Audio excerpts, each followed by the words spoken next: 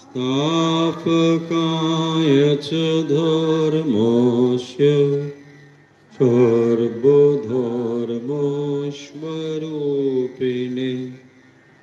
अवतारवरिष्ठाय रामकृष्णाय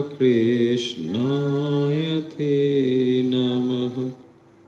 जननीं शारदां देवीं रामकृष्णं जगद्गुरुं पादपद्मे तयो श्रित्वा प्रणमामि मुहुर्मुहुः। नमः श्रीयतिराजाय विवेकानन्दसूरये सच्चित्सुखस्वरूपाय स्वामिने तापहरिणे।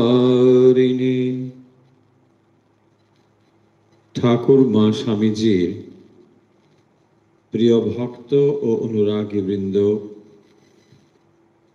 আজকের অনুধ্যানে আপনাদের সবাইকে আন্তরিক স্বাগত জানাচ্ছি। আজ আমরা শ্রী শ্রী রামকৃষ্ণ কথামৃত এই বিষয়েই অনুধ্যান করব। শ্রী শ্রী রামকৃষ্ণ কথামৃতের থেকে আজ আমরা যে বিষয়টি আলোচনার জন্য নির্ধারণ করেছি তা হল ঈশ্বরের সাকার রূপ ও নিরাকার রূপ। তিনি সাকার অথবা নিরাকার, এটি হলো আজকের অনুধ্যানের বিষয়। তাহলে আসুন আমরা শুরু করি। যে যেখান থেকে আমাদের সঙ্গে যুক্ত রয়েছেন আজকের এই অনুধ্যানে আমরা শুরু করছি শ্রী শ্রী রামকৃষ্ণ কথামৃত অনুধ্যান। শ্রী শ্রী রামকৃষ্ণ কথামৃত অনুধ্যান আমরা যেভাবে শুরু করি আজকেও একই রকম ভাবে শুরু করব। ওম তব কথামৃতম তপ্ত জীবনম কবিভিরড়িতম কলমশাপহম শ্রবণ মঙ্গলম শ্রীমদাততম ভুবি গৃণন্তি য়ে হরিদা জনঃ। শ্রী শ্রী রামকৃষ্ণ কথামৃত আপনাদের অত্যন্ত পরিচিত একটি গ্রন্থ। ভক্তেরা অনেকেই শ্রী শ্রী রামকৃষ্ণ কথামৃত নিয়মিতভাবে পাঠ করে থাকেন। আমরা একটি পর্ব আলোচনা করেছি কথামৃতের তারিখ ধরে ধরে। আজ আমরা কথামৃতের বিভিন্ন অংশে যে বিষয় আলোচিত হয়েছে ঈশ্বরের রূপ নিয়ে, আকার নিয়ে, সেই বিষয়ে আজ আমরা আলোচনা করব। কথামৃতের বিভিন্ন অংশে সাকার এবং নিরাকার, সাকার এবং নিরাকার এই নিয়ে আজকের আলোচনা। কথামৃতের ভেতরে বিভিন্ন প্রসঙ্গে এই কথাটি উঠেছে এবং শ্রীরামকৃষ্ণ সেখানে বলছেন যে সাকারও সত্য, নিরাকারও সত্য। এখন নিরাকার মানে আমরা সাধারণত যেটি বুঝি, যার আকার নেই, আর সাকার মানে হলো যার আকার আছে। এখন আকার যার আছে সেটা সাকার, সেটা নিয়ে কোনো দ্বিমত নেই। কিন্তু যখন বলা হচ্ছে নিরাকার, তখন আমরা ভাবছি যে তার বোধহয় কোনো আকার নেই।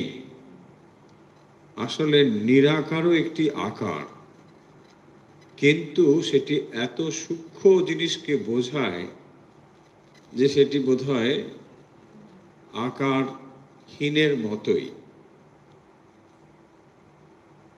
কেন এইরকম ব্যাপার দাঁড়াচ্ছে না, যখন আমরা আকার বলছি তখন এই জিনিসটিকেই বোঝাতে চাই যে তাকে আমরা চোখ দিয়ে দেখতে পারি। যে আকারকে আমরা চোখ দিয়ে দেখতে পাই তাকেই আমরা সাকার বলছি। কিন্তু চোখ দিয়ে দেখতে পাই না এমন কিছু আকারের ধারণাও আমাদের রয়েছে, সেগুলোকে আমরা নিরাকার বলছি। যেমন ঈশ্বরের রূপ চিন্তা করতে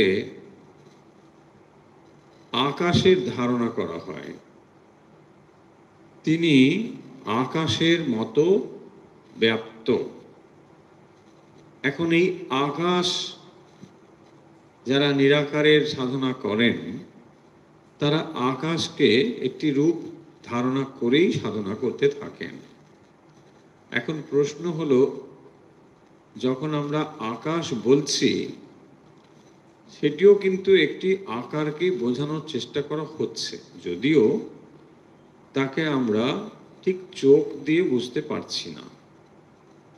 তাই চোখ দিয়ে বুঝতে পারছি না বলেই আমরা তাকে নিরাকার বলছি, কিন্তু নিরাকার ও আসলে একটি আকার।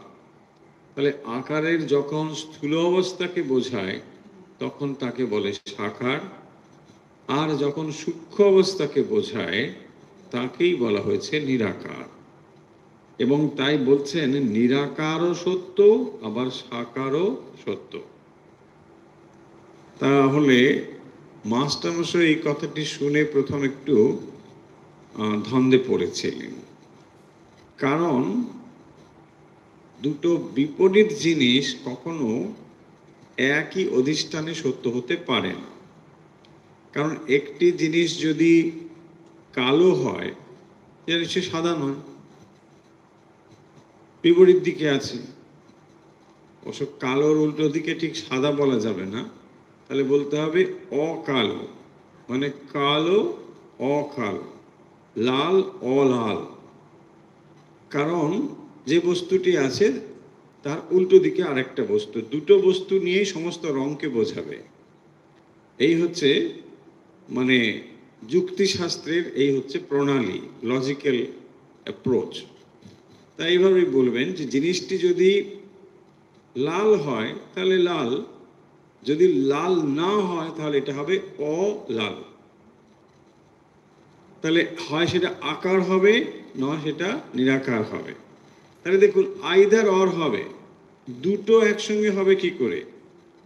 এইখানেই মাস্টারমশাই একটু ঝামেলায় পড়েছিলেন যে দুটো জিনিস কি করে এক হতে পারে, হয় তিনি আকার নয় তিনি নিরাকার।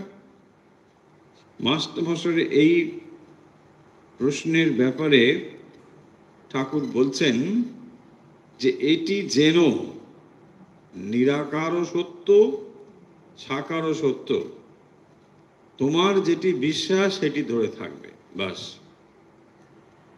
সাধারণত যারা আকারে বিশ্বাস করেন তারা নিরাকারদের প্রতি একটু কটাক্ষ করেন। নিরাকারবাদী, আকার ঠিক। তাই এই গোলমাল মিটে যাবে। শ্রীরামকৃষ্ণ বলছেন দুটোই সত্য, তবে তোমার যেটা ভালো লাগে সেটা নিয়ে এগো।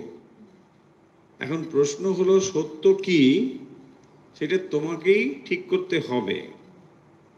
যারা সত্য দর্শন করেছেন তারা এটাকে মানছেন, মানে তারা এটা জানেন। কিন্তু যিনি এখনো সত্য লাভ করেননি তিনি একটিকে অবলম্বন করবেন আর অপরটিকে শ্রদ্ধা প্রদর্শন করবেন।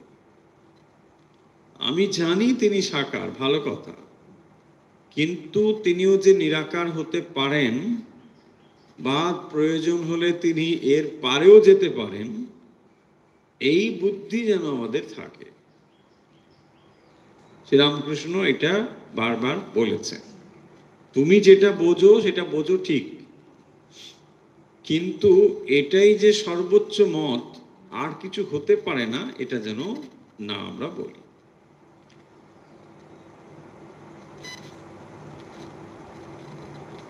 তিনি নিরাকার আবার সাকার। ভক্তের জন্য তিনি সাকার, যারা জ্ঞানী, জগৎকে যাদের স্বপ্নবাদ মনে হয়েছে তাদের পক্ষে তিনি নিরাকার। নিরাকারও সত্য, সাকারও সত্য। এখন কে তাহলে কোন দিক দিয়ে যাবে? ঈশ্বর কি তাহলে দুরকম? ঈশ্বর দুরকম নয়, তিনি ভক্তের প্রয়োজনে রূপ ধারণ করতে পারেন। এখন প্রশ্ন হলো, ভক্তের প্রয়োজন এ কথার অর্থ কি? ভক্তের প্রয়োজন মানে ভক্ত যিনি ভগবানকে সাকার রূপে উপাসনা করেন, তিনি যখন ভগবানকে সাকার রূপে উপাসনা করছেন, তার লক্ষ্য হচ্ছে ভগবান সাকার রূপে তার কাছে আসবেন, ভগবান তাকে সেভাবেই দর্শন দেন। তাই ভক্তের জন্য তিনি সাকার। ভক্তের যেমন প্রয়োজন হবে, যদি তার ওই অবস্থা হয়, ভগবান তখন তাকে ওই রূপেই দর্শন দেবেন। আর জ্ঞানী কে, এটা এখানে স্পষ্টতই বলা হচ্ছে যে যিনি জগৎকে স্বপ্নবাদ মনে করছেন। শুধু আমি জ্ঞানী বললে হবে না, যার কাছে জগৎটা স্বপ্নবাদ বলে বোধ হচ্ছে। স্বপ্নবাদ মানে স্বপ্নে যা দেখে তার বাস্তব অবস্থান কিছু নেই, স্বপ্ন ভাঙলে পরে আর কিছু থাকে না। ঠিক সেরকম যাদের এই বোধ হয়েছে যে জগৎটাকে স্বপ্নবাদ মনে হয়েছে, জগৎটা দেখছি কিন্তু সেটা স্বপ্নের মতো, এইটা যাদের বোধ হয়েছে তাদের পক্ষে তিনি নিরাকার। তখনই কেবলমাত্র তারা নিরাকারের সাধনা করবার যোগ্য। দেখবেন যখন আমরা ভগবত গীতা পড়েছি সেখানে বলা হয়েছে যে যারা ভগবানের সাকার বিগ্রহের উপাসনা করেন আর যারা নিরাকার এর উপাসনা করেন, তারা সাধারণত কষ্ট ভোগ করেন। যারা নিরাকারের উপাসনা করে, বলে কেন কেন কেন কষ্ট ভোগ? মানে এই জন্য যে নিরাকারে মন স্থির করতে না পারলে তাদের আর দ্বিতীয় ক্ষেত্র নেই যে ভগবানের রূপের উপরে মন স্থির করতে পারে। কিন্তু ভক্তের এই সুবিধে যে ভক্ত ভগবানের আকারের উপর মন স্থির করতে পারে। তার কাছে একটি আকার রূপ রয়েছে, সেটা কৃষ্ণ হোক, সেটি শিব হোক, যে কোনো রূপ হোক, কোনো একটি রূপ তো তার কাছে রয়েছে। এই রূপ মানেই হচ্ছে ব্যক্তি ঈশ্বর, যে ঈশ্বর ব্যক্তির মতো রূপ ধারণ করে এসেছে। এই রূপটি ভক্তের কাছে অনেক সুবিধের। তুলনায় নিরাকারের মন স্থির করা খুব কঠিন।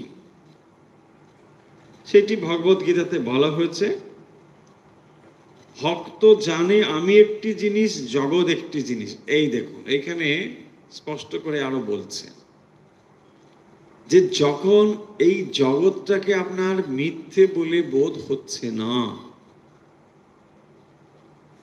জগৎটাকে স্বপ্নবৎ বলা যাচ্ছে না, বিচারিত হবে, তাই না? জগৎটাকে পূর্ণভাবে আমরা ব্যবহার করছি, আর দিনের শেষে বলছি জগৎ তিন কাল মে হ্যাই নেই।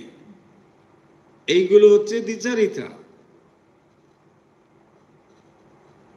তাই না? লম্বা লম্বা কথা আমরা বলে দিতে পারি, কিন্তু সেই লম্বা লম্বা অবস্থায় পৌঁছতে হবে তো। হ্যাঁ, জগৎ নেই হ্যাঁ, তিন কাল মে হ্যাই নেই, বাস হয়ে গেল, বেদান্ত শেষ। জগৎটা মিথ্যা, কিন্তু খাওয়া দাওয়া এগুলো সব সত্য। হ্যাঁ, জগৎ তিন কাল মে হ্যায় নেই, হ্যাঁ খাওয়াটা সত্য, খাওয়া ঘুম যা যা সব জিনিসপত্র সব সত্য। তাই এখানে বলছেন ভক্ত জানে আমি একটি জিনিস, জগৎ একটি জিনিস। তার মানে দুটো জিনিস, ডুয়ালিটি তার কাছে পরিষ্কার। সে জগৎকে সত্য মিথ্যা যাই হোক, জগৎ তো উপলব্ধি করতে পারছে। জগৎ যখন উপলব্ধি করছে, জগতের মধ্যেই রয়েছে, তখন সে জগৎকে নেই এটা বলে কি করে, স্বপ্নবৎ বলে কি করে? তাই বলছেন ভক্তের কাছে ঈশ্বর ব্যক্তি হয়ে দেখা দেন। এই কথাটা লক্ষ্য করুন, পার্সোনাল গড। অন্য প্রসঙ্গে আমরা বলেওছি, স্বামীজির ভক্তিযোগ প্রসঙ্গে কথা এসেছিল। ভক্তের কাছে ঈশ্বর ব্যক্তি হয়ে দেখা দেন। এখানেই মহিমা, যে অবতার মহিমা, এইটি কিন্তু একটি বিশেষ জিনিস। ভগবান দেহ ধারণ করে যখন আসছেন, তখন তিনি সম্পূর্ণ মানুষের মতোই এসেছেন। আর তখনই ভক্ত তার কাছে কিন্তু সাহস করে যেতে পারে।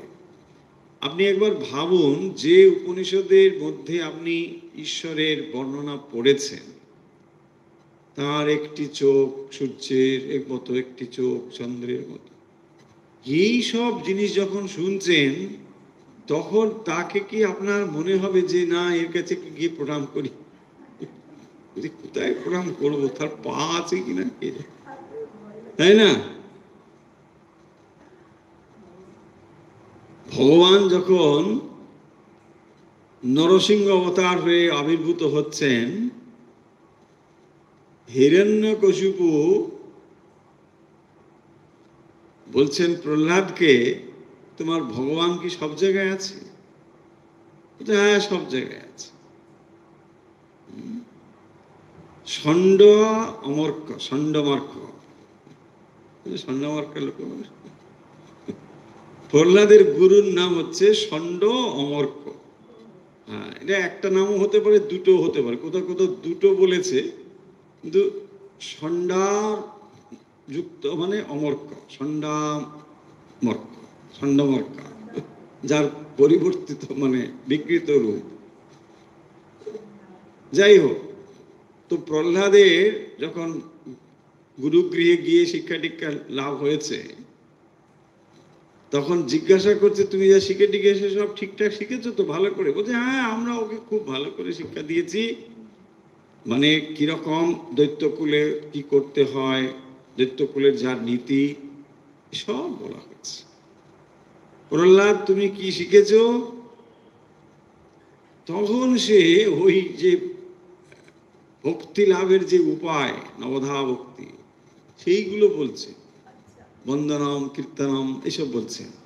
হ্যাঁ, এইসব কোথা থেকে শিখলে তুমি? ডাকো ডাকো, মাস্টারমশাইকে ডাকো। এই মাস্টারমশাই সন্ডমর, কি ব্যাপার, তোমরা এইসব শিখিয়েছো কেন?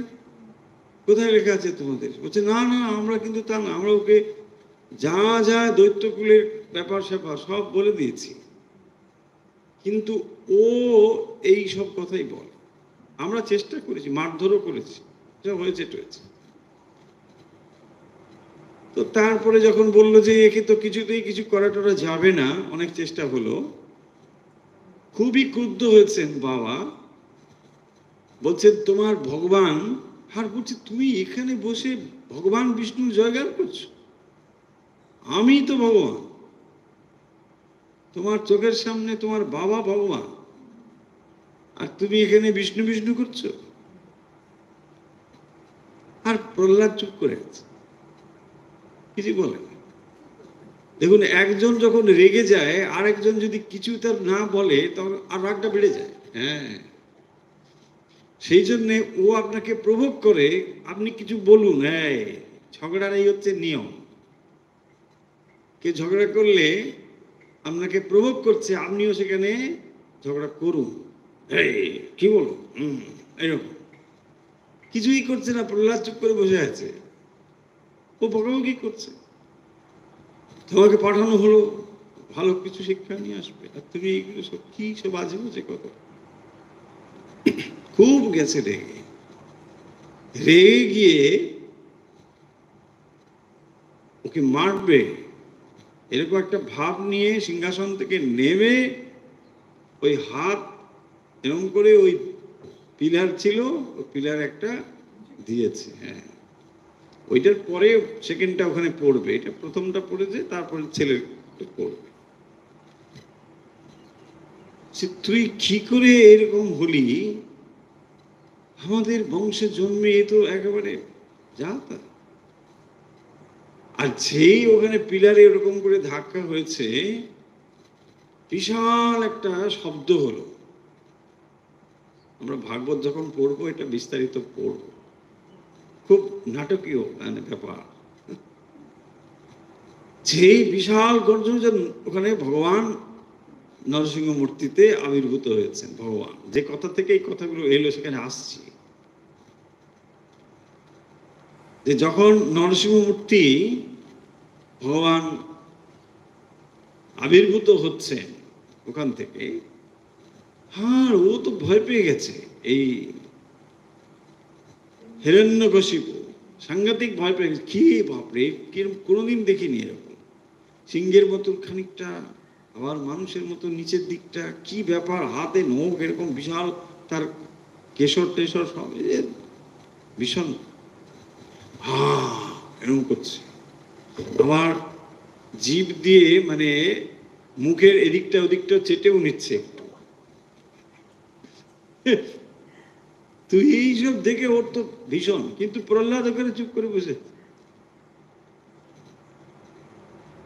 বসে আছে। এমন কাণ্ড, এইরকম অবস্থা দেখে দেবতারাও পর্যন্ত ভাবছেন কি কি কোনোদিন দেখিনি। লক্ষ্মী দেবীকে ডাকো, তিনি যদি কিছু করতে পারেন, ভগবানের কি অবস্থা হয়েছে। ব্রহ্মাজি এসেও মানে কুল কিনারা পাচ্ছেন না, বুঝি ভগবান কি এরকম হবে, আমারও ডাউট হচ্ছে, এরকম রূপ কোনোদিন কোথাও দেখিনি। লক্ষ্মী দেবী এসেও সামনে যেতে, হ্যাঁ বুঝছি, প্রভুর অনেক কিছু দেখেছি লীলা, কিন্তু এই কাণ্ড তো দেখিনি। এখন একে মানুষ বলবো না জন্তু বলবো না কি বলবো, তাও তো বুঝতে পারছি না। কি জানি, আমি বুঝতে পারছি না, আমি কিন্তু কেটে পড়লাম। ঠিক বলছে, আমি এসব আমার জানা নেই, বলে চলে গেল। দেখুন, সবাই ভীত হচ্ছেন, সবাই ভয় পাচ্ছেন, কিন্তু প্রহ্লাদ কোনো ভয় পাচ্ছেন না। এই পয়েন্টে আসবো বলেই এতগুলো কথা বলা।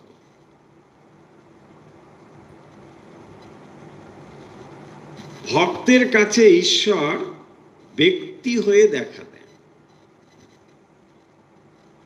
এবং এই ব্যক্তি ঈশ্বর যখন তার মনে, তাকে যখন তিনি ভগবান পিতা রূপে ধরুন ভেবেছেন, তিনি পুত্র পিতা। তো আর যাই হোক, তার কাছে এই যে এত বিকট একটা রূপ, এইটি দেখে কোনো ভয় তার হচ্ছে না, এবং সেই জন্যে বাবা আরো ক্রুদ্ধ হয়ে প্রহ্লাদকে বলছেন, তুই যা, ওকে তুই সামনের দিকে ওকেই পাঠিয়ে দাও, ও আমি দূরে থাকি। মুশকিল হলো, দেখুন এই যে বিভৎস যার রূপ, তিনি কিন্তু আবার প্রহ্লাদকে কোলে করে নিচ্ছে। দেখুন তফাৎটা কিরকম। নৃসিংহদেব তিনি মানে হিরণ্যকশিপুকে বিদীর্ণ করে দিলেন, ভেঙে দিলেন, একদম চুরমার করে দিচ্ছে। আবার তিনি প্রহ্লাদকে কোলে করছে।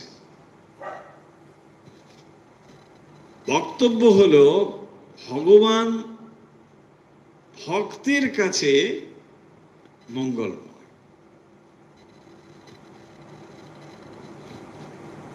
শত্রুকে নিধন করবার জন্য তিনি এইরকম একটি রূপ ধারণ করেছেন, কিন্তু প্রহ্লাদকে তিনি একেবারে কোলে করে নিচ্ছে।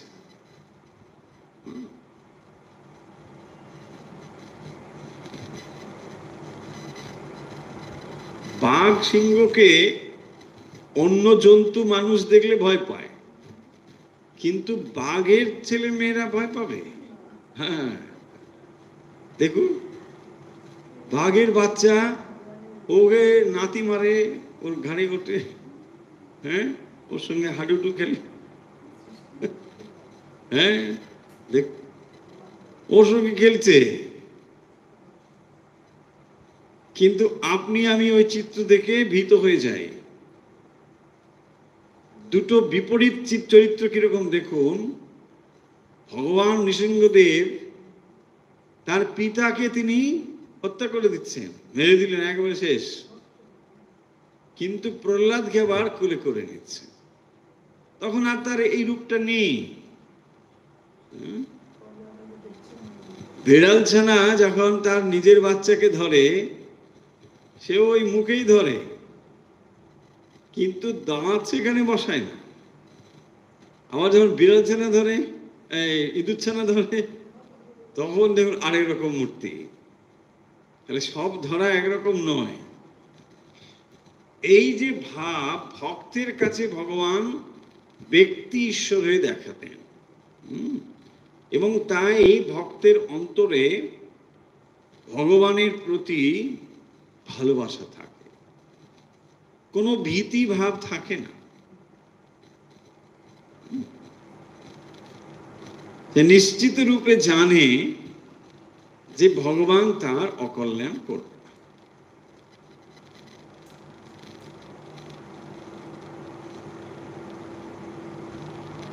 জ্ঞানী যেমন বেদান্তবাদী কেবল নেতি নেতি বিচার করে, জ্ঞানী যেমন বেদান্তবাদী, বেদান্তবাদীদের জ্ঞানী বলা হবে, কেবল নেতি নেতি বিচার করে। তাহলে জ্ঞানের পথটা কিরকম? বিচারের পথটা হলো নেতি নেতি পথ। নেতি নেতি যেখানে শেষ হবে সেটাই হচ্ছে ইতি।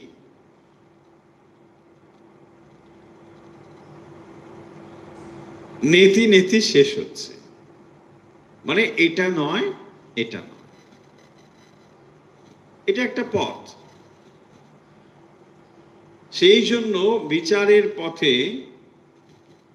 শরীরটা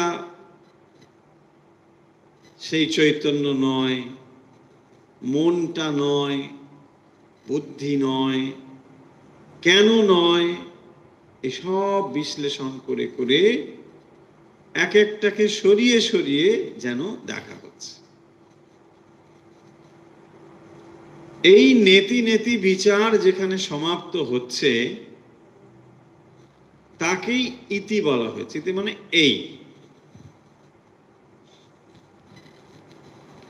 বিচার করে জ্ঞানীর বোধে বোধ হয় যে আমি মিথ্যা, জগৎ মিথ্যা, স্বপ্নবৎ। তাহলে দেহাত্ম বুদ্ধি থাকাকালীন পার্সোনাল গড ছাড়া ভক্তের আর কোনো উপায় নেই। যদি কেউ এরকম উচ্চ অধিকারী হন যে যিনি ঈশ্বরকে এইভাবে সাধনা করতে পারেন, ভাবতে পারেন, তিনি নিরাকার নিশ্চয়ই করতে পারেন, কিন্তু সাধারণ ভক্তের ক্ষেত্রে তার সাকার উপাসনাই সমীচীন। এক্সাম্পল দিয়ে শ্রীরামকৃষ্ণ জিনিসটিকে বোঝাচ্ছে। কিরকম জানো? যেন সচ্চিদানন্দ সমুদ্র। দেখুন, যেহেতু জিনিসগুলো খুবই সূক্ষ্ম ধারণার উপর নির্ভরশীল, তাই এগুলোকে স্থূল জিনিস দিয়ে বোঝানো হয়। যখন বলা হচ্ছে সচ্চিদানন্দ সমুদ্র, আমরা যে সমুদ্র জিনিসটিকে বুঝি আর সচ্চিদানন্দ সমুদ্র বললে যেটা বোঝানো হচ্ছে, দুটো আলাদা জিনিস। যেন সচ্চিদানন্দ সমুদ্র মানে সমুদ্রে আসলে একটি বিশালতা ধারণা আছে। সমুদ্র মানে একটা বিশাল ব্যাপ্তি, গভীরতা, এই জিনিসগুলোকে সমুদ্র শব্দের সঙ্গে যুক্ত হয়েছে। তাহলে এই সমুদ্রের বিশালতা, ব্যাপ্তিকে সচ্চিদানন্দের সঙ্গে যুক্ত করা হচ্ছে। আক্ষরিক অর্থে সমুদ্র নয়, বিশালতাকে বোঝানো হচ্ছে, ব্যাপ্তিকে বোঝানো হচ্ছে। যে সচ্চিদানন্দ যে সমুদ্র, মানে সেই সচ্চিদানন্দ যিনি সর্বব্যাপী, সর্বব্যাপ্তিজাত, যার কুল কিনারা নেই। সমুদ্রকে আমরা কি বলি? যার কুল কিনারা নেই। কিন্তু এটাও তো তা নয়, তার কি কুল নেই? সমুদ্রের আছে তো, কিনারা নেই, আছে তো, তাই না? সমুদ্রের কুল আছে না, কিনারাও আছে তো। তা এটা তো অসীম অনন্ত নয়। হ্যাঁ, কিন্তু এইটাকে সমুদ্র বললে আমরা এই ভাবটা আসলে বোঝানোর চেষ্টা করি। সমুদ্র মানে হচ্ছে একটা বিশাল ব্যাপার। এইটাই বলছেন যে এই রকম যে বিশাল একটা জিনিস, যদি এটাকে সেই সচ্চিদানন্দকে সমুদ্রের সঙ্গে তুলনা করা হয়, তাহলে একটা সর্বব্যাপী, ব্যাপ্তি, বিশাল এরকম একটা জিনিস, সেখানে আবার ভক্তি হিমে স্থানে স্থানে জল বরফ হয়ে যায়। দেখুন, সমুদ্র সেখানে জমে জমে একটু বরফ হয়েছে। তাহলে সমুদ্র যখন বরফ হচ্ছে, জলটা যখন বরফ হচ্ছে, তখন নিরাকার যেন সাকার হচ্ছে। কোথাও কোথাও নিরাকারের অর্থ করা হচ্ছে, নির মানে জল, জলের আকার। জলের কোনো নিজস্ব আকার নেই, যে পাত্রে থাকে সেই পাত্রের আকার পায়। তাই নিরাকার মানে যিনি সাধনা করেন তার অবস্থা অনুযায়ী ভগবানের আকার তিনি কল্পনা করেন। যাই হোক, এখন শ্রীরামকৃষ্ণ বলছেন যে ভক্তি হিমে স্থানে স্থানে জল বরফ হয়ে যায়। তাহলে সমুদ্রের জলও দেখবেন মাঝে মাঝে বরফ হয়। আপনি যদি মেরু প্রদেশে যান, সেখানে কি হয় না, জল বরফ হয়ে যায়, সমুদ্র আর দেখা যাচ্ছে না, একেবারে সাদা বরফ ঢেকে গেছে মেরু প্রদেশ। এইটাকেই শ্রীরামকৃষ্ণ বলছেন যে বরফ আকারে জমাট বাঁধে। তো জলটা যখন, এটা কিন্তু উপমা, ভাববেন না তাহলে ভগবান বোধহয় বরফ হয়ে গেল। ভগবান বরফ হয়ে এখানটা জমাট বেঁধে, হ্যাঁ না, জমাট বাঁধা ভগবানকে আইসক্রিমের মতন করে চেটে চেটে খাবে, সেরকম নয়। এগুলো বোঝানো হচ্ছে, বলা যায় না। এখন যারা শুনছে তারা ঠিকই বলেছে, হ্যাঁ বলছে বরফের মতো, আপনি একদম ভগবানকে না মাঝে মাঝে বরফের মতোই মনে হচ্ছিল, খালি একটু চিনি আর একটু দুধ মালাই টালাই দিয়ে দিলেই ব্যাস একদম পুরো। ভক্তের কাছে তিনি ব্যক্তভাবে কখনো কখনো সাকার রূপ ধরে থাকেন। এই যে ভক্তের কাছে তিনি কখনো কখনো সাকার রূপ ধরে থাকেন। তাহলে ভগবানের কাছে যেটি রয়েছে সেটি হচ্ছে অনুকম্পা ভক্তের প্রতি। ভক্তের প্রতি অনুকম্পাতে তিনি সাকার রূপ ধারণ করেন। আবার জ্ঞান সূর্য উঠলে সে বরফ গলে যায়, এইটাকে উপমা দিয়ে বোঝাচ্ছে। তাহলে জ্ঞান রূপ সূর্য যখন ওঠে তখন কি হয়, যেন তার প্রখর প্রতাপে বরফ যেন গলে যায়। জ্ঞান সেখানে রূপকেও যেন আর স্বীকার করে না। দেখুন, রূপ আর গুণ মানে কি, মানে নাম আর রূপ মানে কি, এই জগৎ। তাহলে এই জগতের বৈশিষ্ট্য তো নাম ও রূপ। সেই রূপ হতে পারে ভগবানের রূপ, সেটা তো রূপই। তাই অরূপের অবস্থায় পৌঁছানোর জন্য রূপকে অতিক্রম করে যেতে হবে। ঠিক ওই জায়গাটি হলো শ্রীরামকৃষ্ণ যখন তার গুরু বলছেন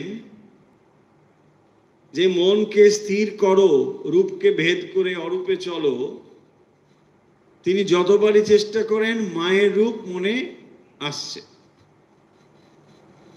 যতবারই চিন্তা করছেন মা কালীর রূপ আসছে, কারণ তিনি রূপের ধ্যান করেছেন।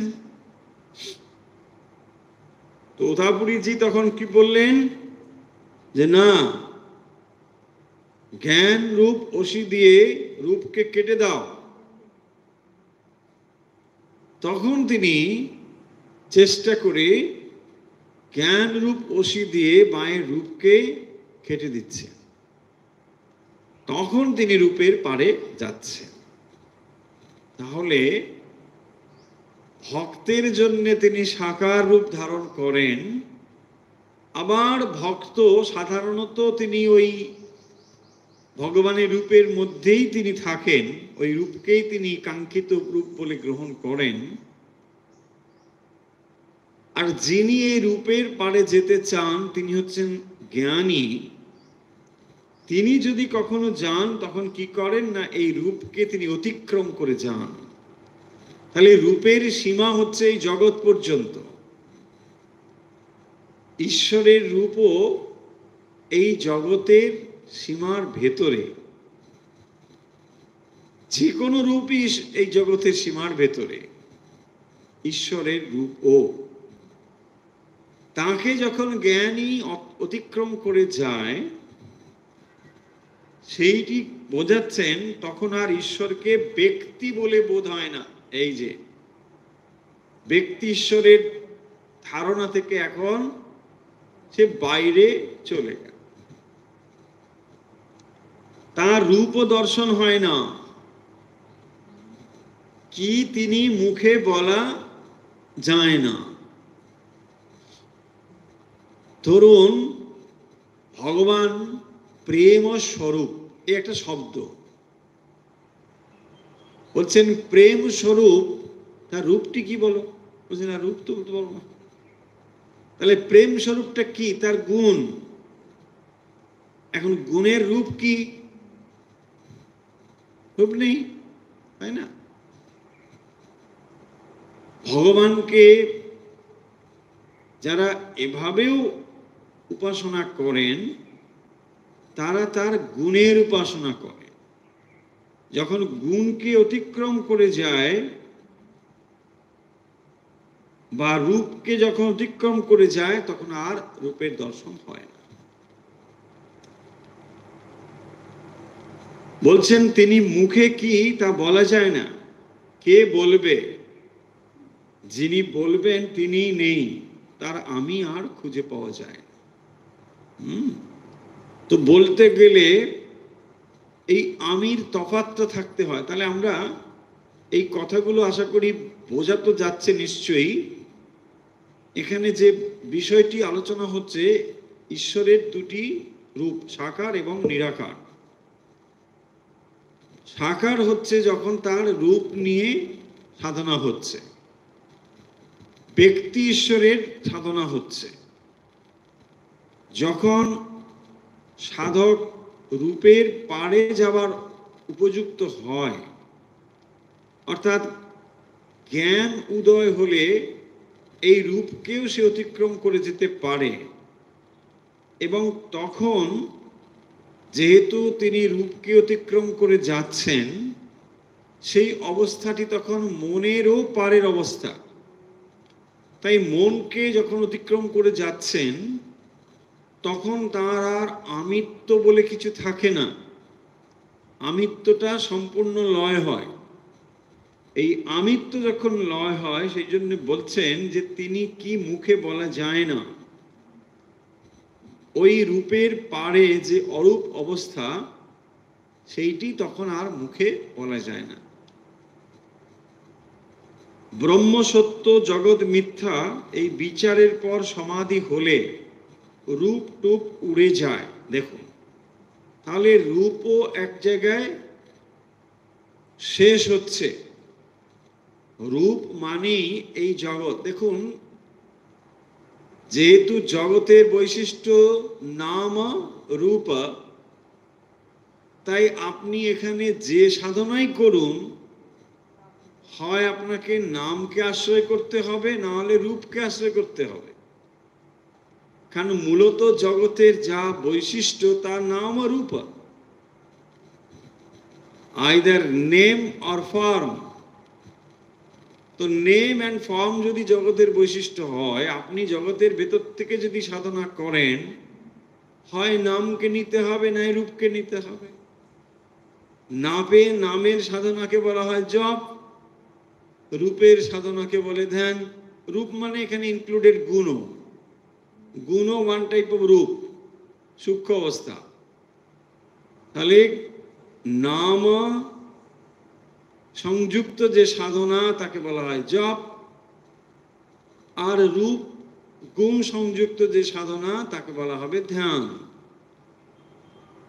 এইটি যখন সমাপ্ত হবে, রূপ টুপ উড়ে যায় সমাধি হলে, ব্রহ্ম সত্য জগৎ মিথ্যা এইটা বিচার করে করে কারো মন যখন ওই অবস্থায় পৌঁছয় এবং সমাধি অবস্থা প্রাপ্ত হয়, তখন আর ঈশ্বরকে ব্যক্তি বলে বোধ হয় না। দেখুন, ব্যক্তি ঈশ্বর কে কখন সাধক ক্রস করে যাচ্ছে, অতিক্রম করে যাচ্ছে, যত সময় পর্যন্ত তার ভেতরে ব্যক্তিবোধ রয়েছে, মানে আমি ব্যক্তি, আমি দেহটা আমি, তত সময় পর্যন্ত ব্যক্তি ঈশ্বরের ধারণা তার কাছে থাকবেই থাকবে, তার কাছে অতিক্রম করতে পারবে না। কিন্তু যখন তার এই অবস্থা বোধ হবে যে এই দেহ সংযুক্ত আমি, আমি নই, কেবল তখনই তিনি এই রূপের পারে যাবেন। তখন আর ঈশ্বরকে ব্যক্তি বলে বোধ হয় না। কে বলবে? যিনি বলবেন তিনি নেই। তখন ব্রহ্ম হচ্ছেন নির্গুণ। সে অনেক দূরের ব্যাপার, কিন্তু ধারণাগুলো আমাদের পরিষ্কার থাকতে হবে। তখন তিনি কেবল বোধে বোধ হন, বোধে বোধ হন। মানে ধরুন, একটি আয়না দিয়ে সূর্যের প্রতিবিম্ব আমি একটা দেওয়ালের উপর ফেলছি। একটা হলো সূর্য, একটি আয়না, আর একটি হলো দেওয়াল। এখন আমি যদি আয়না দিয়ে সূর্যের প্রতিবিম্বকে ফেলছি দেওয়ালের উপরে, তাহলে আপনি সূর্যের প্রতিবিম্ব দেওয়ালের উপর দেখছেন, ঠিক। এখন যদি আমি আয়নাটিকে একেবারে সরাসরি সূর্যের দিকে রাখছি, কোনোভাবে আর এদিক ওদিক সরাচ্ছি না, ঠিক সূর্য যেই দিকে ওই দিকে আমি আয়নাটাকে রেখেছি, তাহলে কি হবে না, সূর্য থেকে যে প্রতিবিম্ব আয়নার উপর পড়েছে সেইটি আবার সূর্যের দিকেই যাচ্ছে, মানে আপনি আসলে কোথাও রিফ্লেক্টেড আর কিছু দেখতে পাবেন না। এইটাকে বলা হচ্ছে বোধে বোধ। বুঝতে পারলেন কিনা আরেকবার বলি, যে যখন কোনো একটি প্রতিবিম্বকে আমরা দেখছি, এখানে মনে রাখুন প্রতিবিম্ব বলতে যেটা বোঝাতে চাইছি বা বলতে চাইছি তা হলো সেই চৈতন্যের প্রতিবিম্ব বুদ্ধি এবং মন দেহ সমস্ত উপরে পড়েছে। তাহলে যে প্রতিবিম্বটি দেওয়ালে বলে বলছিলাম, এখানে দেওয়াল মানে মন এবং দেহের উপরে যেটা পড়েছে, তাহলে মন এবং দেহের উপরে যেই চৈতন্যের প্রতিবিম্ব পড়েছে, তার ফলে আপনি নিজেকে চৈতন্যবান বলে মনে করছেন। হ্যাঁ, আমি এই করছি, হাঁটছি, চলছি, কথা বলছি, সচেতন ভাবছি, ঠিক। কেন না, ওই চৈতন্যের প্রতিবিম্ব বুদ্ধির উপর পড়ে সেটি প্রতিবিম্বিত হয়ে মন, ইন্দ্রিয়, দেহ আদির উপর পড়েছে।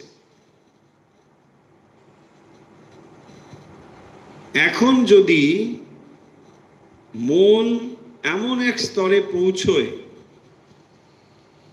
যার উপরে প্রতিবিম্বিত হচ্ছিল, যার উপরে মূল আলোটা এসে পড়ছিল, সেটা যদি আর কোনোভাবে প্রতিবিম্বিত না হয়, তাহলে সেটা যাবে কোথায়? যা ছিল তাই থাকবে। ধরুন সূর্য, সত্যস্বরূপ সূর্য, সূর্যটা তো আর অফ হয়ে যাচ্ছে না। আমি আয়না দিয়ে সূর্যের প্রতিবিম্ব যদি কোথাও ফেলি, তাহলেও সূর্য আছে, না ফেললেও সূর্য আছে। এই যে বোধে বোধ মানে রিফ্লেক্টেড যে অবস্থাগুলো, এগুলো না থাকা সত্ত্বেও সেই বুদ্ধির ওপরে যে চৈতন্যের প্রভাবটি পড়েছে, এইটি মনের পারে বোধে বোধ হয়, এইটি বলছে। তার রিফ্লেকশন কোথাও নেই, কিন্তু সেটা বোধে বোধ হয়। বোধ মানে হচ্ছে বুদ্ধি, তার উপরে অনুভব হয়, কিন্তু অন্য কোথাও তার আর রিফ্লেকশনটা অনুভূত হচ্ছে না।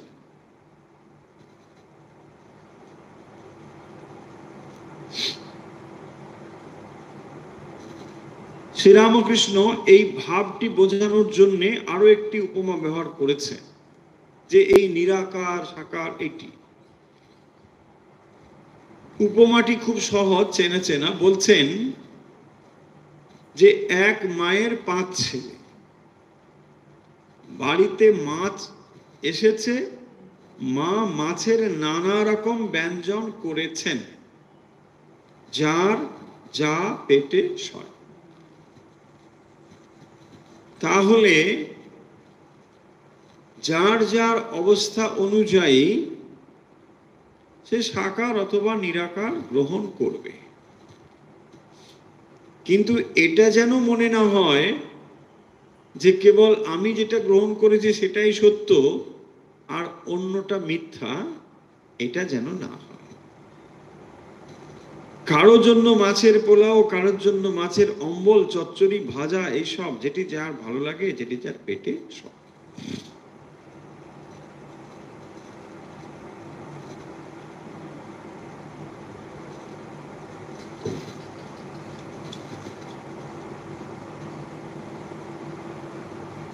যে ভক্ত যে রূপ দেখে সে সেই রূপ মনে করে। হ্যাঁ, এখন এই অবস্থাটা হয় যে যে যেভাবে সাধনা করে, সে দেখবেন সিদ্ধ হওয়ার পরে সে তার মতো একটা মত প্রচার করে। যে জ্ঞানের পথ দিয়ে এগিয়েছে বা জ্ঞানের পথ দিয়ে সত্য লাভ করেছে, তার মনে হবে জ্ঞানের পথটাই ঠিক, এটাই সে বলেছে। উল্টো দিকে ভক্তির পথ দিয়ে যিনি গিয়েছেন তিনি ওটাই বলছেন।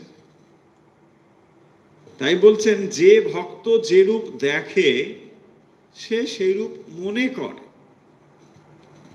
বাস্তবিক কোনো গন্ডগোল নেই।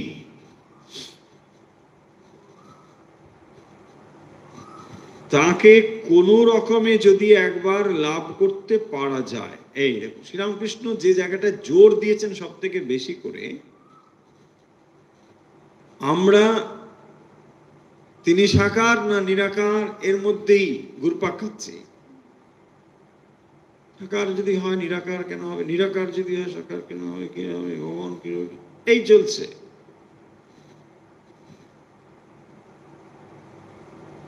এই সমস্যা ধর্মের জগতে বিশেষ করে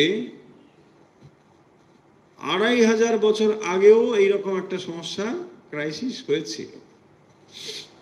ভগবান বুদ্ধ যখন এসেছিলেন তার আগে লোকে ধর্মচর্চা মানে বেদের কর্মকাণ্ডকেই বুঝতেন, এবং ওই সময়ে বিশেষ করে সমাজে ব্রাহ্মণ্য ধর্মের আধিপত্য ছিল। ব্রাহ্মণরা যেভাবেই হোক না কেন এইরকম একটা ধারণা সমাজে স্থাপন করতে সক্ষম হয়েছিলেন যে যদি কিছু করতে হয় তাহলে বেদের কর্মকাণ্ড করতে হবে, এবং এটাই হচ্ছে মূল ব্যাপার। কেন বেদ সবাই জানে না, সবার বেদ পাঠের অধিকার নেই, আর ধর্ম তখন মানে এই ব্রাহ্মণ্য ধর্মের লোকের উপরে নির্ভরশীল, পুরোহিত যা বলবে তাই হবে। সাধারণ মানুষ ধর্ম চর্চা কিছু জানে না। এই রকম ভাবে নিজেদের স্বার্থ চরিতার্থের জন্য তারা এরকম ভাবে করত। ভগবান বুদ্ধ এসে বলছেন যে আমি কোনো শাস্ত্রই মানি না, ব্যাস চলো।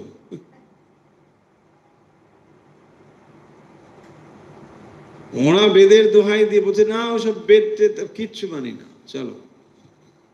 অথচ দেখুন মূল যে কথাটা বলতে চাই এটা তো সকলেই জানেন,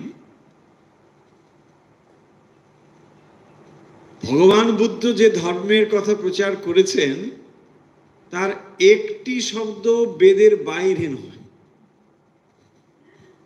কিন্তু মানুষ যখন দেখলো যে এই লোকটি তো বলছে বেদ টেদের কোনো ধার ধারে না, তখন মানুষ গিলতে শুরু করলো, বলে বাহ দারুণ ধর্মের কথা বলছে তো, এই লোকগুলো এসে তো শয়তানি বাদ দেখলো, কোনোই করো না, কিচ্ছু মানতে হবে না, তোমাকে বেদ মানতে হবে না, কিচ্ছু মানতে হবে না, আমি যেটা বলছি শোনো। কি দুঃখ আছে? বলছে হ্যাঁ দুঃখ আছে। বলছে দুঃখের পরে? হ্যাঁ দুঃখের পরে। ওইগুলো সব কিচ্ছু মানতে হবে না, না বেদ ভগবান বলছে না, ভগবান মানতে হবে না, তুমি সমস্যাটা বোঝো। বলছে হ্যাঁ তাই তো। বলছে এই সমস্যা যদি বোঝো সমাধানও আছে, চলো এটাই করো। হাজার হাজার বছর ধরে পৃথিবীতে রাজ করেছে এই ধর্ম।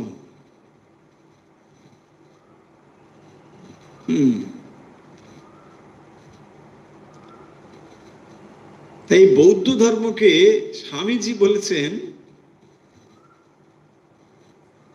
সনাতন ধর্মের বিদ্রোহী সন্তান। স্বামীজির ভাষা এটা অ্যাকচুয়ালি তাই, এটা সনাতন ধর্মই। কিন্তু যখন দেখলো যে মানুষ সনাতন ধর্মের ব্যবহার করছে না, বিকৃত রূপ ধারণ করেছে, ধর্ম একটা জাত অবস্থার মধ্য দিয়ে যাচ্ছে, তখনই ভগবান বুদ্ধ, তথাগত বুদ্ধ এই ধর্ম নিয়ে আসলেন। শ্রীরামকৃষ্ণ দেখবেন এই পয়েন্টের উপর জোর দিচ্ছেন যে তোমরা ওই শাস্ত্রের কচকচি নিয়ে বেশি সময় নষ্ট করো না। তিনি নেই নেই, এটা বিরাট সত্য।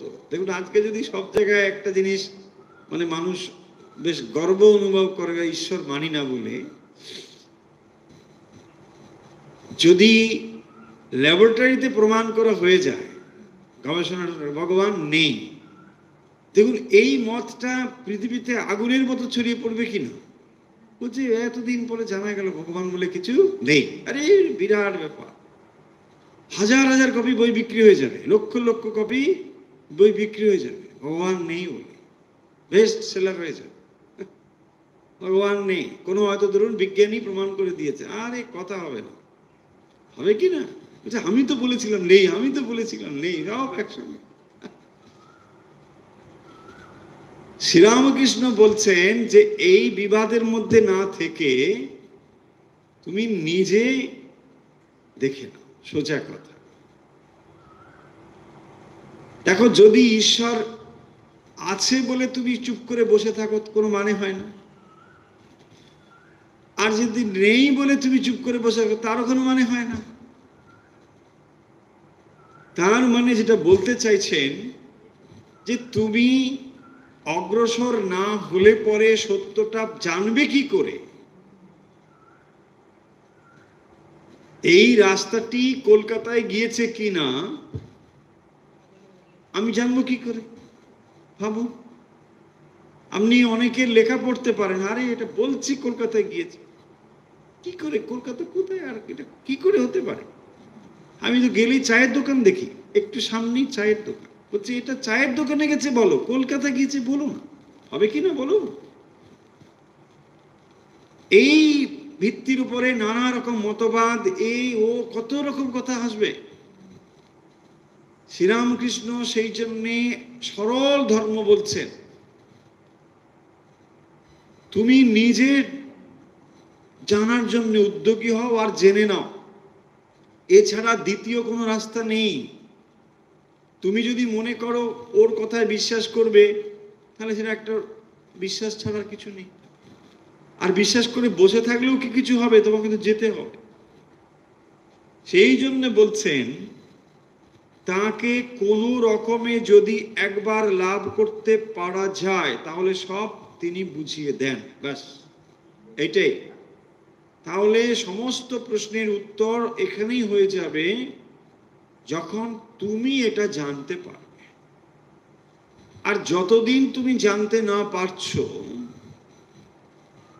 না, পূর্ণ বিশ্বাস কখনোই হবে না। দেখুন যে রাস্তা দিয়ে আপনি যাচ্ছেন, যদি একটা ইউ টার্ন থাকে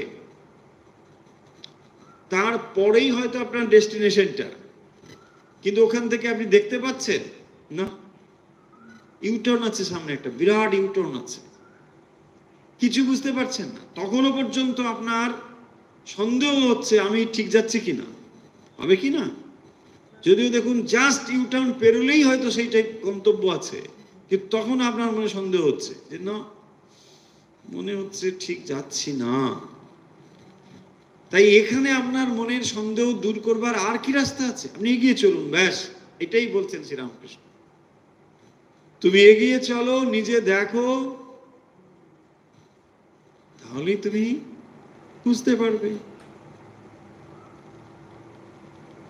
সে পাড়াতেই গেলে না, সব খবর পাবে কেমন করে, তাই না? বেশিরভাগ মানুষের কাছে ধর্ম মানে দেখবেন কতগুলো বইয়ের কথা পড়া, এই দুটো যে পড়েন, কি পড়ে? গীতাও পড়েন, পড়া কি হয়েছে দিয়ে কি করেন? ঘাস কাটেন। দেখুন এইরকমই অবস্থা। হ্যাঁ, জন এসে বলছেন ভগবত গীতা না পড়া যায় না, এত কঠিন, মানে কি বলবো। হ্যাঁ, মানে কি? কোনোদিন চেষ্টা করেছেন? এর থেকেও কত কঠিন কঠিন জিনিস পড়ে এসেছেন, কেন? চাকরিতে লাগবে বলে। দেখুন, এটা কাউকে আঘাত দিয়ে কথা বলছি ভাববেন না।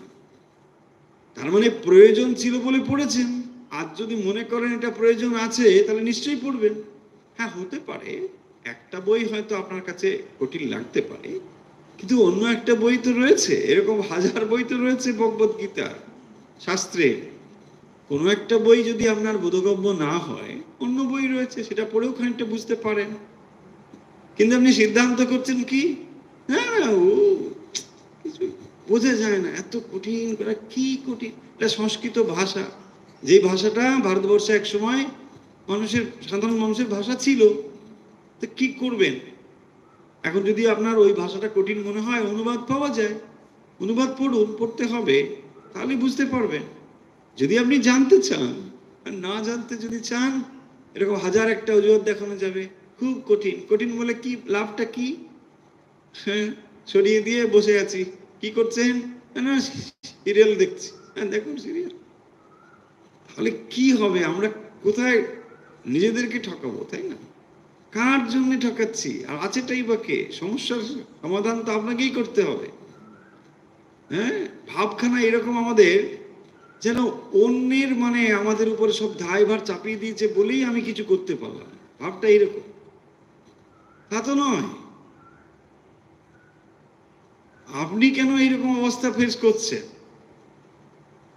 আপনার কর্ম, আপনার অবস্থা আপনাকে এই অবস্থায় এনেছে, সোজা কথা। আর যদি মনে করেন যে না, আমি এটা চাই না, ব্যাস, রাস্তা আছে। এই জায়গাটি শ্রীরামকৃষ্ণ বারবার বলেছেন। তাহলে দেখুন, যে কথা দিয়ে শেষ করব, যে ঈশ্বর নিরাকার এবং সাকার, এটি কোনো বিপরীত জিনিস নয়। তিনি সাকারও হতে পারেন, নিরাকারও হতে পারেন। যার যেরকম অবস্থা, অধিকারী যে যেটির, সে সেই পথ দিয়ে এগোবে। নিরাকারের ধারণা করতে হলে প্রথম অবস্থায় সে পারবে না, খানিকটা না এগোলে পারবে না। এটা আমরা বেশ বুঝতে পারছি। তাহলে যখন অতটা অগ্রসর কেউ না হয়, সে পার্সোনাল গড, ব্যক্তি ঈশ্বর, এগুলো নিয়ে ভাবতে পারে, এই চিন্তা সে করতে পারে। আবার অগ্রসর হলে তখন সে রূপের পারেও যেতে পারে, তখন সে বুঝতে পারে ভগবান নিরাকার এবং সাকার উভয়। তাহলে আজকের আমরা কথামৃত পাঠ এখানে শেষ করছি। আমরা আজকে কথামৃতর যে অংশটি পড়ছিলাম তা হলো সাকার এবং নিরাকার। এই বিষয়টি কথামৃতের বিভিন্ন জায়গায় যেভাবে উল্লিখিত হয়েছে, তার সবটা যে বললাম তা নয়, দুটো একটি জায়গাতে আমরা একটু এই বিষয়টি নিয়ে আজকের আলোচনা করব। চলুন তাহলে আজকের কথা আমরা এখানে শেষ করছি। আমরা অভ্যাসে যাচ্ছি। মেরুদণ্ড সোজা রেখে বসুন, যে যেখান থেকে আমাদের সঙ্গে এই মুহূর্তে রয়েছেন। শুরু করছি অভ্যাস। প্রথমে আমরা যেটি করব তা হলো প্রাণায়াম। শ্বাস ধীরে ধীরে বাম দিকে নিন ও তারপর শ্বাস ডান দিকে ছেড়ে দিন। শ্বাস নিন বাম দিকে ধীরে ধীরে, শ্বাস নেওয়া হয়ে গেলে ছেড়ে দিন ডান দিকে ধীরে ধীরে।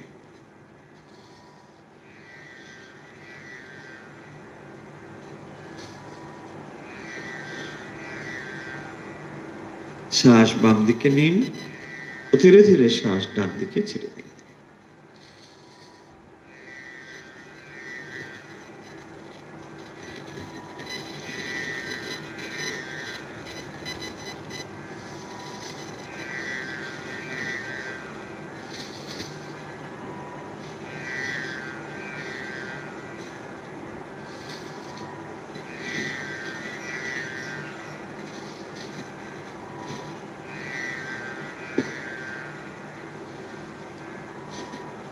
হয়েছে, রিল্যাক্স।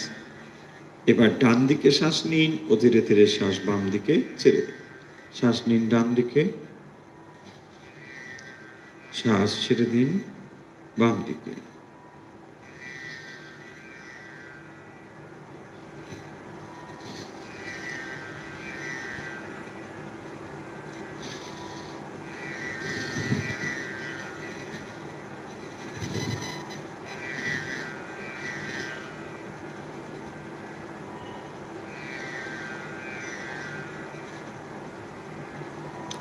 হয়েছে, রিল্যাক্স। এখন নাক দিয়ে শ্বাস নিন ও ধীরে ধীরে শ্বাস মুখ দিয়ে ছেড়ে দিন। শ্বাস নিন নাক দিয়ে,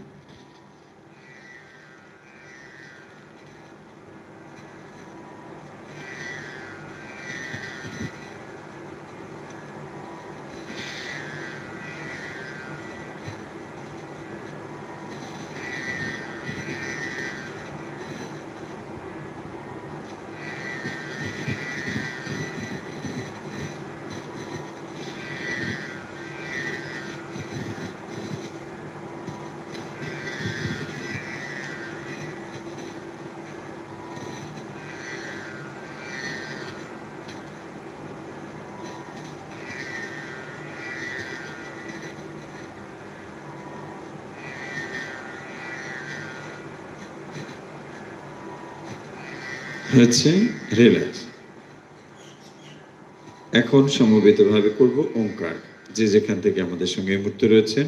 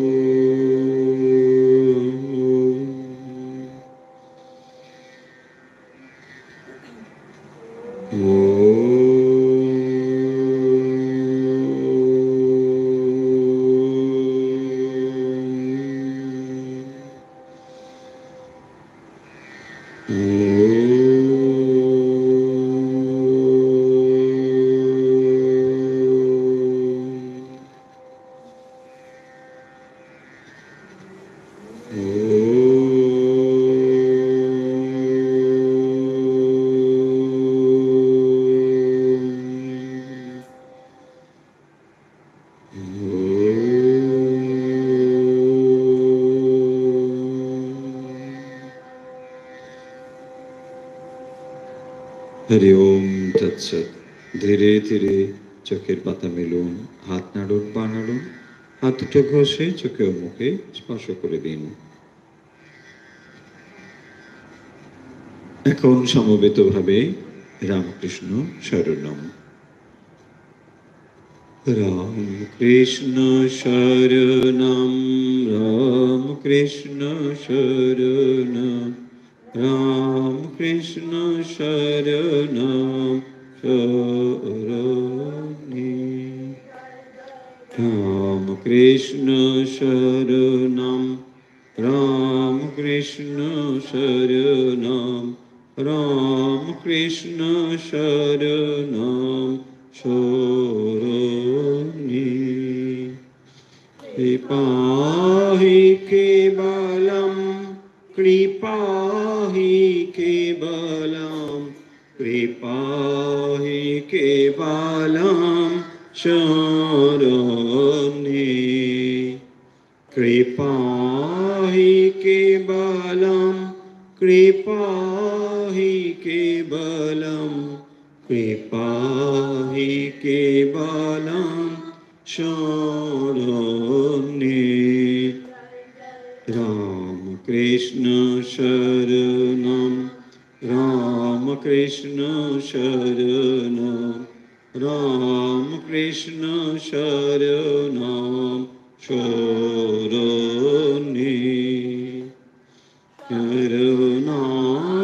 শরণাগতোহম, শরণাগতোহম,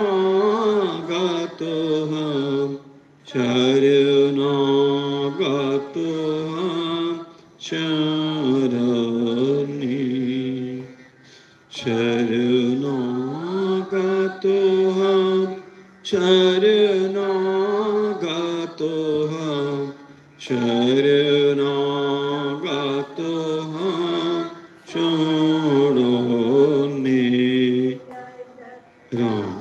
Krishna Sharanam, Rama Krishna Sharanam, Rama Krishna Sharanam Sharani.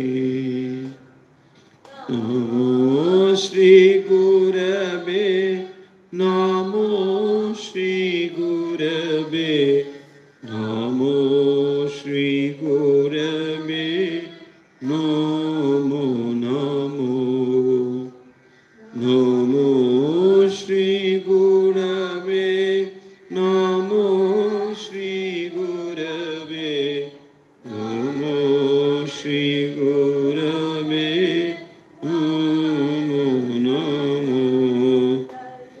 Rama Krishna Sharanam, Rama Krishna Sharanam, Rama Krishna Sharanam Sharani.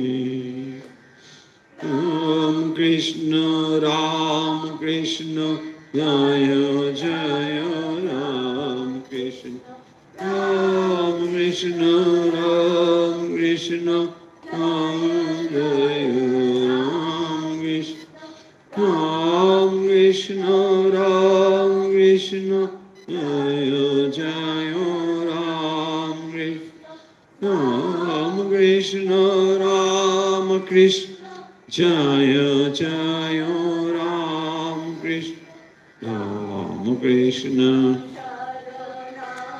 Ram Krishna Sharana, Ram Krishna Sharana Sharani.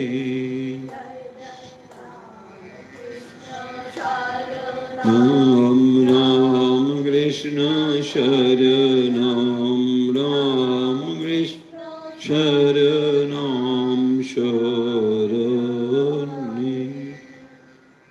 जय श्री गुरु महाराज जी की जय, जय महामाई की जय, जय स्वामी जी महाराज जी की जय, जय गंगा माई की जय। আজকের মতো অনুধ্যান ও অভ্যাস এখানে শেষ হলো।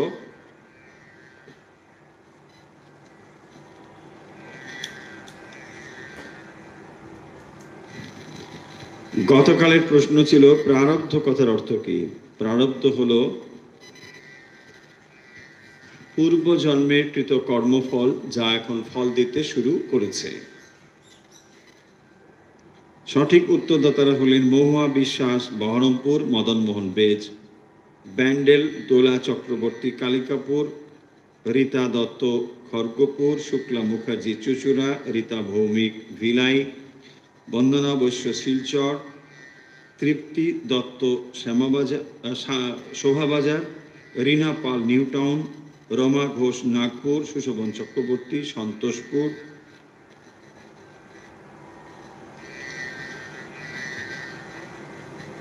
এই ছিল আজকের উত্তরদাতাদের নাম। এখন সময় আজকের প্রশ্নের। আজকের প্রশ্ন হলো, ঈশ্বর সাকার না নিরাকার? ঈশ্বর সাকার না নিরাকার? উত্তর পাঠিয়ে দিন হোয়াটসঅ্যাপে। আমাদের হোয়াটসঅ্যাপ নাম্বার 9903985960। তাহলে আজকের মতো বিদায় নিচ্ছি। যে যেখান থেকে আমাদের সঙ্গে যুক্ত রয়েছেন, ঠাকুর মা স্বামীজির ভক্ত অনুরাগী আপনাদের সকলের শারীরিক, মানসিক ও আধ্যাত্মিক বিকাশ প্রার্থনা করে যে প্রার্থনা নিত্য করি, আজও সেই প্রার্থনা করছি। সর্বেত্র সুখিনো সন্তু, সর্বে সন্তু নিরাময়া, सर्वे भद्राणि पश्यन्तु मा कश्चित् दुःख भाग् भवेत्। ओम शांति, ओम शांति, ओम शांति है।